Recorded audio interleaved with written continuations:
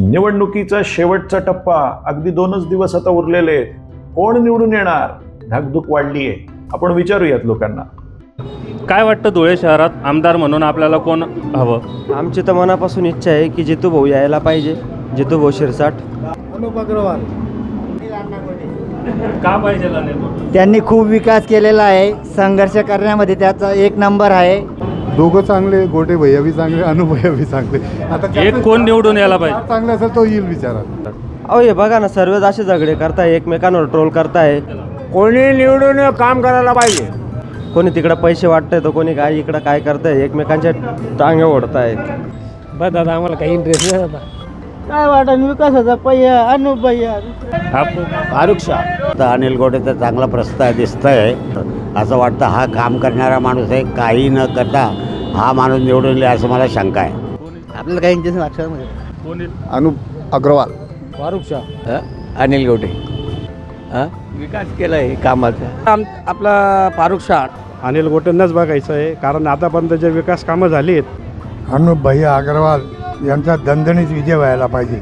धुळे शहराचा चेहरा मोहरा जो बदलला आहे तो अनिल गोटेंनीच बदलला. कारण की हे असं नाही आहे की ते मोमेंटन म्हणून किंवा काय MI मधून म्हणून आहे, कामं केलं आहे म्हणून. अनुभव आहे अग्रवाल. दुनिया शहर में फारूक शाह BJP काम करता है. तुम्हाला काय वाटतं कोण पाहिजे? मला तर कोणीच वाटत नाही आमदार सारखं, कारण सगळे खाणारे आणि सगळे भरणारे, कोणीच काम करणार नाही. फारूक शाह आमदार म्हणून आपली अपेक्षा तर आता भाजपची आहे, पण बघू आता काय होतं. आमदार सांगणार आता सध्या अग्रवाल. धुळे शहरात विकासाचं विजन पाहिजे. काम करणारा माणूस पाहिजे, भाजप असो की कोणी असो. मावशी आपलं काय मत आहे, कोण पाहिजे आमदार म्हणून? आता काय पाहिजे? अग्रवाल. तुम्हाला कोण पाहिजे आमदार म्हणून? शिवसेनेचा. सर आम्ही इथले नाही ना, आम्ही कल्याणचे. पहिल्यापासून लहानपासून आपण जय भाऊ आणि बाळासाहेब ठाकरेंचा विजय असो. अजून तर आम्हाला भरपूर सांगितलं गेलं पण आता तेवढं बोलू नाही शकत. आता आम्ही फक्त मतदान करू, त्या दिवशी आमचा विचार. रस्त्याची अशी दुरावस्था आहे की आम्ही रिक्षा चालक आहोत, सर्व रिक्षा चालक आहोत, पण आमच्या रिक्षांचा टायर फुटतो, काय फुटतो काहीच बघत नाही. पाईपलाईन टाकतात, नवीन रस्ता झाल्यानंतर परत तेच उघडतात, तोच रस्ता उघडतात, परत तोच खराब होतो, वापस बनवतात, काहीच उपयोग होत. सांगितलं ना उमेदवारांच्या समस्या त्या भाऊने. मेन बात आम्हाला एवढं वर्ष रिक्षावाल्यांना कोणी बघत नव्हतं.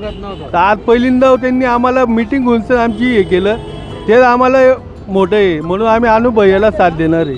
लोकांवर आहे आता, लोक ज्याला निवडून देतील तो आमदार बनणार. जातीनिहाय, धर्मनिहाय जर रचना आपण बघितली तर धुळे शहर विधानसभेमध्ये शहरी मतदारांची संख्या आणि त्यांची टक्केवारी ही या चित्रामध्ये आपल्याला पूर्णपणे विशद होते. मतदानाचा टक्का खरं म्हणजे वाढला पाहिजे आणि जास्तीत जास्त लोकांनी बाहेर पडून मतदानाला जायला पाहिजे. हे सगळ्यात महत्त्वाचं आहे आणि त्याचसाठी हा सगळा प्रयत्न. विकासाच्या पंचनाम्याच्या माध्यमातून धुळ्याची विकासाची स्थिती, इथले प्रश्न, इथल्या समस्या, महिला वर्गाच्या, नवमतदारांच्या, पत्रकारांच्या, उद्योजकांच्या, कामगारांच्या, नागरिकांच्या अपेक्षा प्रातिनिधिक स्वरूपात आम्ही घेतल्या आणि उमेदवारांच्या भूमिका सुद्धा आम्ही आपल्या समोर मांडल्या. आनंदाची बाब अशी की हे उमेदवार असल्याचा कुठलाही अभिनिवेश न ठेवता सगळे खूप मोकळेपणाने आमच्याशी बोलले. कॅमेऱ्यासमोर येणं काहींनी टाळलं, प्रश्नांची उत्तरं देणं काहींनी टाळलं, पण हरकत नाही. यातून ज्यानं त्यानं आपला आपला निष्कर्ष काढायचा. या पंचनाम्याची दखल घेऊन काही ठिकाणी आचारसंहिता असून सुद्धा डागडुजी सुधारणा वेगाने सुरू देखील झाल्या. स्वच्छतेची मोहीम सुद्धा राबवायला सुरुवात झाली. अगदी हॉस्पिटलचं सुद्धा प्रिमायसेस झाडून घेण्यासाठीची अगदी मोहीम ही राबवली गेली. आपण त्या सगळ्या वेगवेगळ्या माध्यमातून पाहत असालच. वर्तमानपत्रांनी सुद्धा या विकासाच्या पंचनाम्याची दखल घेतली. नागरिक जागरूक असले तर व्यवस्था सुस्तावत नाही. हा निरपेक्ष प्रयत्न होता नागरिकांच्या मूलभूत हक्कांसाठी. कुणालाही दुखावण्याचा किंवा कुणालाही प्रमोट करण्याचा उद्देश याच्यात अजिबात नव्हता. आम्ही नागरिक शास्त्रातल्या पुस्तकामधले अवघ्या 20 मार्कांपुरते उरलेलो ते नागरिक आहोत, जे नागरी हक्कांसाठी निरपेक्षपणे आजन्म लढत राहणार आहोत. आमचा कुठलाही अजेंडा नाही, आमचं कुठलंही नरेटिव्ह नाही. आमच्या खूप वर्षांपासून रखडलेल्या काही मूलभूत गरजांच्या पूर्ततेसाठी आम्ही लढतो आहोत.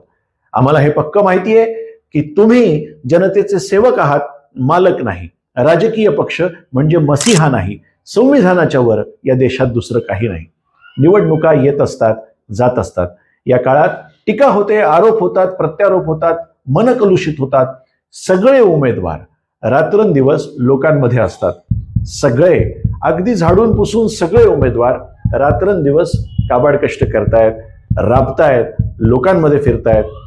घरचा अभ्यास चांगला झालाय, आता परीक्षेला पेपर कसा देतात हे सगळ्यात महत्त्वाचं आहे. या वेळेला पेपर कठीण असणार का, नेमकं काय होणार ही धाकधूक असणारच आहे.